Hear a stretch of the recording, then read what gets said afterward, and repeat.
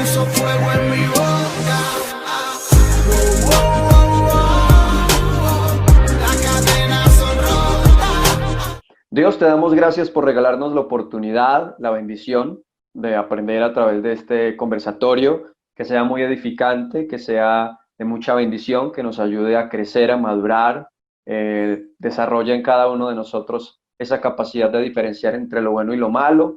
Te damos muchísimas gracias, Dios, por regalarnos la oportunidad de ser orientados, de ser instruidos y de madurar a través de tus palabras, que son vida eterna. Gracias, Dios, por regalarnos esta noche, que cada corazón que está a través de este conversatorio sea confortado, fortalecido, renovado, que podamos, Dios de los cielos, entender cada vez más esos temas que se vuelven complejos y difíciles y que queremos entenderlos con profundidad en Cristo Jesús. Amén.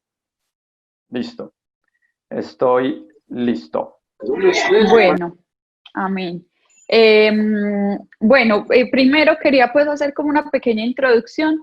Les acabo de mandar al chat un link que es es de las preguntas y respuestas, lo llamamos conversatorio o preguntas y respuestas, y ya saben que este conversatorio siempre se está grabando por YouTube. Normalmente lo estamos grabando por ahí el día viernes, ¿cierto, Holmen? Aproximadamente Sí. viernes, sábado. Entonces, cuando no se puedan conectar o en fin, lo pueden revisar en YouTube. La gente me pregunta mucho que por qué no lo grabamos derecho. Y es porque YouTube, cuando no está nuevo, solamente permite grabar 14 minutos. Ya cuando estemos un poquito más viejitos, nos va a dejar grabar más tiempo. Aparte que como no es un canal que se difunde mucho, sino que es como entre nosotros. Total. Bueno, y otra cosa, invitarlos a que hagan preguntas. También me ha pasado que me dicen, no, lo que pasa es que las preguntas mías son muy bobas porque yo estoy muy nueva, yo pues soy un bebé espiritual, entonces yo qué me voy a poner a hacer preguntas. Y bueno, la invitación es que hagamos las preguntas. Bueno, vamos a hacer entonces, vamos a empezar con una pregunta que la hizo Clarita precisamente, y es una de las preguntas que creo yo que es de las más difíciles del cristianismo. Y es, ¿qué es el diezmo? Pues digamos, cuando uno habla de cristianismo, Holmen, siempre como que la palabra más complicada de manejar es el diezmo, porque de hecho nos han dicho que es la forma como nos manipulan los pastores dentro de las iglesias. Entonces, exactamente qué es el diezmo y de dónde sale, o sea, cuál es la raíz de ese diezmo.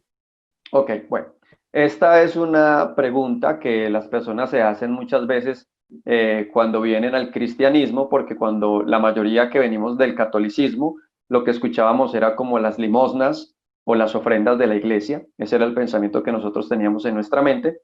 Cuando uno va a la Biblia y empieza a estudiar, uno descubre que la Biblia tiene la palabra diezmo. ¿Cuándo nace el diezmo y cómo surge el tema del diezmo? Y quiero que me preste mucha atención porque a veces las personas piensan que el diezmo nace en la iglesia o bajo esa estructura religiosa. Incluso otros en el tiempo de hoy dicen que ya no hay que dar diezmos. Hay muchas respuestas y muchas cosas que surgen referente al diezmo. El diezmo nace allí en Génesis capítulo 14 y también tiene un enlace en Génesis capítulo 28. Recuerde que cuando estamos hablando de Génesis estamos hablando de un tiempo antes de la ley, antes de que estuviera establecido un lugar como templo o como iglesia o como organización.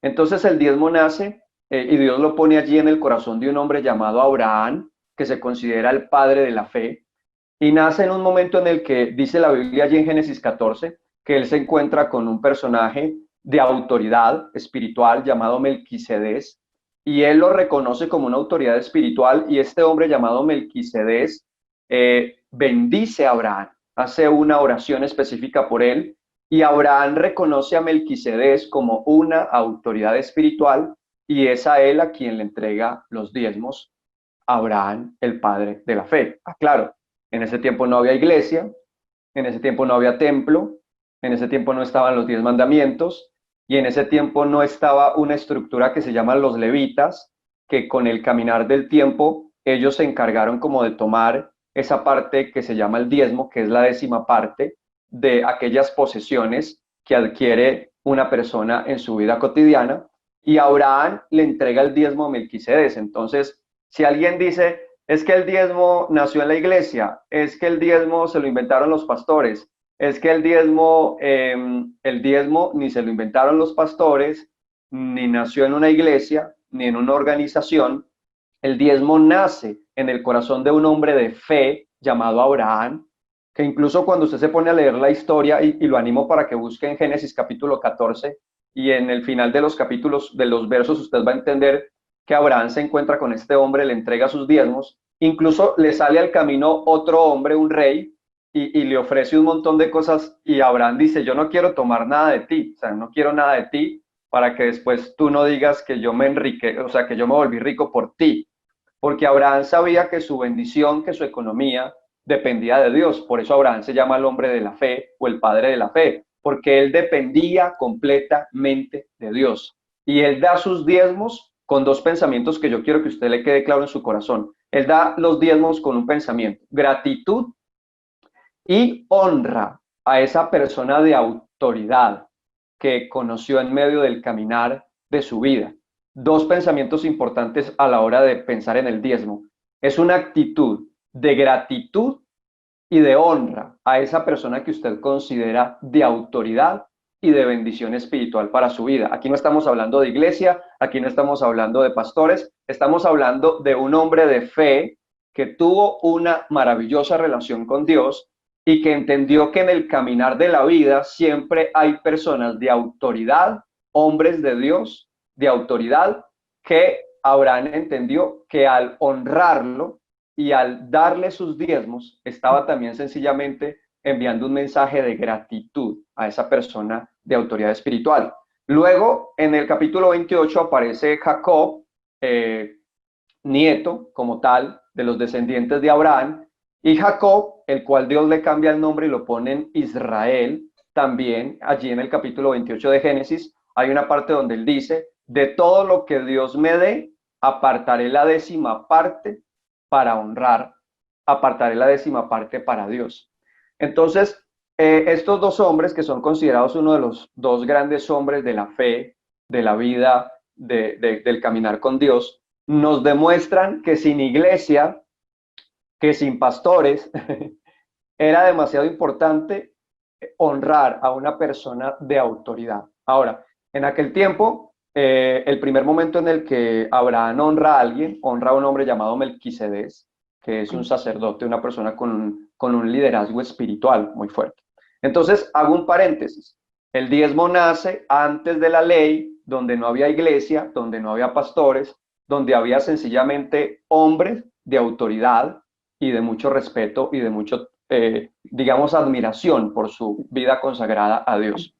Listo. Luego pasamos, en el transcurrir de la Biblia, el diezmo toma mucho más fuerza en medio de ese pueblo de Israel, donde Dios establece a unas personas que se llaman los levitas, que se iban a encargar de todo lo que tenía que ver con el culto religioso, con las ofrendas, con todo lo que tenía que ver con esas ceremonias religiosas, y a los levitas se les entregaba el diezmo, juntamente allí con los sacerdotes, que eran los mismos levitas, y ellos se encargaban de recibir el diezmo con dos pensamientos que venían desde el mismo corazón que Dios puso en Abraham: gratitud y honra. Son dos pensamientos. Esto no es que yo daba los diezmos para que Dios me multiplicara, o que no, los dos pensamientos eran gratitud por las bendiciones recibidas de parte de Dios y honra a aquella persona que consideraban de autoridad espiritual o de guía espiritual para la vida de ellos.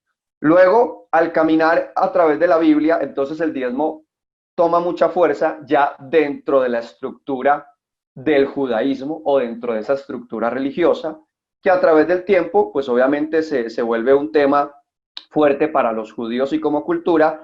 Y hay un momento en la Biblia que es en Malaquías, casi terminando el Antiguo Testamento,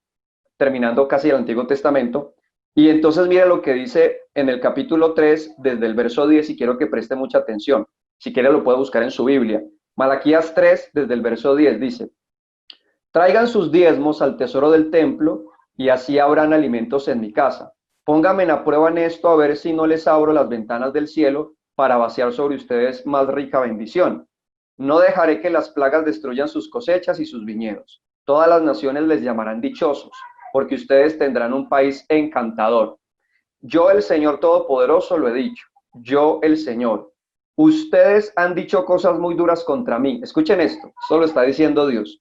Ustedes han dicho cosas muy duras contra mí y todavía me preguntan qué es lo que hemos dicho en contra tuya, o sea, qué es lo que el pueblo había dicho en contra de Dios. Esto es lo que han dicho. Servir a Dios es cosa inútil. ¿Qué provecho sacamos de hacer lo que Él manda? De andar vestidos de luto delante del Señor Todopoderoso. Nosotros hemos visto que los orgullosos son felices, que a los malvados les salen las cosas bien, que ponen a prueba a Dios y no reciben ningún castigo. Estos versos son muy fuertes. Incluso Dios dice que estas cosas eran lo que la gente estaba diciendo de Dios, que normalmente es el refrán popular de la vida cotidiana. Ay, porque al malo le va bien, porque este que peca le va tan bien, y eso se convierte en una queja que Dios dice, no digas esas cosas. O sea, porque ustedes dicen esas cosas duras contra mí, ¿sí? ¿Y saben por qué muchas veces decimos cosas duras en contra de Dios? Porque no lo conocemos y porque no hemos entrado en un profundo entendimiento de qué es Dios, qué hace Dios, por qué Dios permite las cosas que permite. Entonces, quiero resumir, perdón, aquí algo que tiene que ver con lo que estamos hablando, que es el diezmo, ¿ok?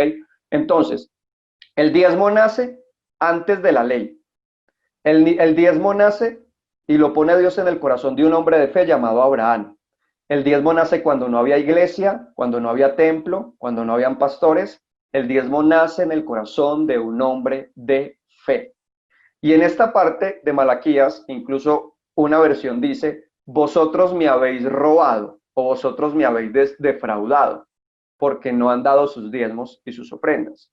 Y siempre he pensado que el diezmo es un tema que está más ligado a la moral también, ¿verdad? O sea, si Dios considera que no dar diezmos es como robar, siempre he pensado que está tocando un tema moral, porque hay gente que hoy dice que el diezmo no es válido, que hoy no hay que dar diezmo. Y algunos dicen, incluso algunos teólogos dicen que hoy no hay que dar diezmo porque el diezmo nació en el tiempo de la ley. Falso.